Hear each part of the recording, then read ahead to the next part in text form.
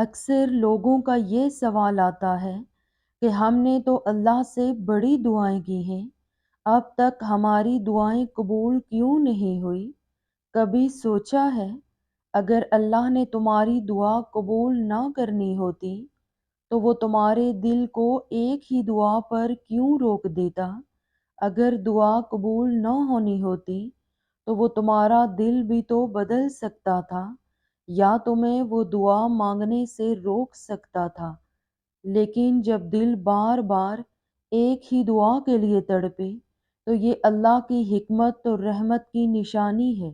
یقین رکھو وہ تمہاری دعا کو سن رہا ہے اور بہترین وقت پر قبول کرے گا۔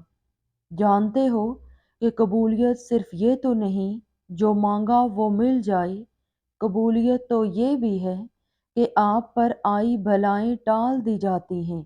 قبولیت تو یہ بھی ہے کہ آپ کو بہترین سے نواز دیا جاتا ہے۔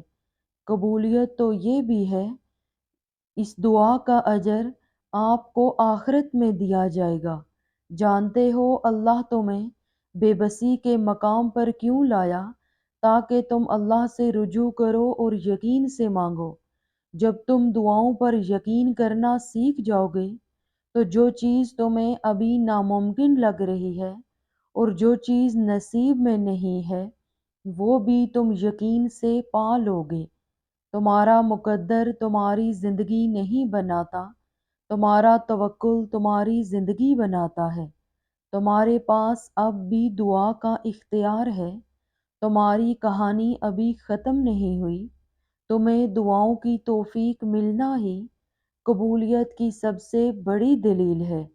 تمہارا صبر گواہ ہے کہ تمہارے لیے کن فیکون لکھا جا چکا ہے اور تمہارے صبر کا صلہ اب تمہیں مل کر رہے گا۔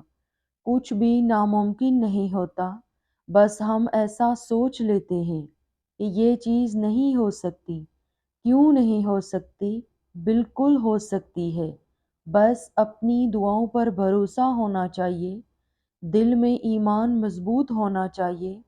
جب سچے دل سے دل میں بغیر کوئی شک لائے تم اللہ سے مانگو گے تو وہ بھی تمہاری دعاؤں پر کن کہہ دے گا۔ اپنے دل سے تمام شک ختم کر دو، ہر دعا پوری ہوگی اور جو نہیں ہوگی اس میں بہتری ہوگی اور اس کے بدلے اس سے بھی بہترین چیز ملے گی، یا پھر تمہارے دل سے اس چیز کی خواہش ہی ختم ہو جائے گی جو تمہارے لیے بہتر نہیں۔ یہ کیسے ہو سکتا ہے؟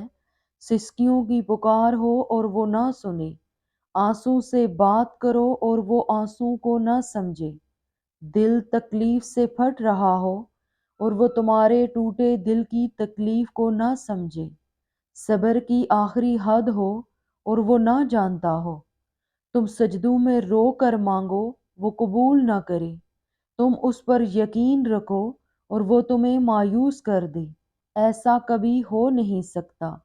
وہ ناممکن کو ممکن بنانے پر قادر ہے۔ اداس کیوں ہو؟ دعا قبول نہیں ہو رہی اس لیے؟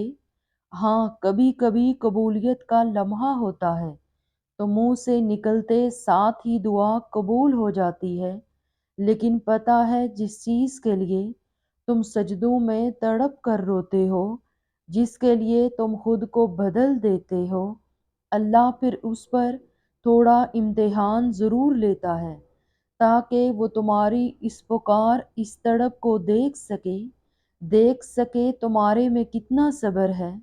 اور اگر تم صبر کرنا سیکھ جاؤ گے نا، اس بات پر یقین رکھو گے وہ تمہیں ہر لمحہ دیکھ بھی رہا ہے اور سن بھی رہا ہے۔ وہ تم سے غافل نہیں، بس دعا ابھی قبول نہ کر کے آزما رہا ہے، اور آزمائش کبھی ہمیشہ کے لیے نہیں ہوتی۔ اور جب کوئی امید نہ بھی نظر آئے پھر بھی دعا کے لیے ہاتھ اٹھا رہے ہو کہ بس وہی ہے جو دے سکتا ہے، اس کے علاوہ بھلا اور کون ہے جو تمہاری دعائیں سن سکے، تمہاری مدد کر سکے، تمہاری تکلیف کو سمجھ سکے، تمہارے انتظار کی اذیت کو دیکھ سکے، تمہاری خاموش آنکھوں کو پڑھ سکے، تمہارے حلق میں پھنسے آنسو کو بھی بھانپ سکے، تو پھر عرش سے آواز صرف کن کی آئے گی، اور وہ تو تمہارے دل کے نہا خانوں میں چھپی وہ سرگوشیاں بھی جانتا ہے۔ وہ ان کہے راز، وہ بن مانگی خواہشیں، وہ بے نواح آرزوئیں، اور وہ سب کچھ جو کہیں دور اندر تمنا کرتے ہو مگر کہتے نہیں، مانتے نہیں، وہ تو سب جانتا ہے۔ تم کچھ نہ بھی کہو، بس اس کے سامنے ہاتھ پھیلا دو یا اظہار بے بسی کر دو۔ اگر اللہ آپ کو انتظار کروا رہا ہے تو اس کا یہ مطلب نہیں کہ وہ آپ کو سزا دے رہا ہے، بلکہ وہ آپ سے کچھ دیر تک رابطے میں رہنا چاہتا ہے۔ وہ چاہتا ہے کہ آپ مزید دعائیں کریں، وہ چاہتا ہے کہ آپ اس سے بات کریں، وہ آپ کی آواز بار بار سننا چاہتا ہے، اس لیے وہ آپ کو وہ چیز نہیں دے رہا ہے، اور اسی وجہ سے وہ اس چیز کا خیال آپ کے دل و دماغ سے نہیں نکال رہا ہے۔ تم خود اس کے اشارے کا انتظار کر رہے ہو، پھر جب وہ تمہیں واضح اشارہ دے رہا ہے تو تم اس کی بات کیوں نہیں سنتے؟ وہ آپ سے چھین بھی نہیں رہا اور آپ کے قریب بھی نہیں آنے دے رہا، تو اس کا مطلب ہے کہ وہ آپ کی دعا کا انتظار کر رہا ہے تاکہ وہ آپ کی دعاؤں کا جواب اپنے کن سے دے۔ تو آپ کیوں اداس ہیں، مایوس کیوں ہیں؟ بس اپنے آپ کو کچھ وقت دیں اور اس وقت تک دعا کرنا بند نہ کریں جب تک وہ کن نہ کہہ دے۔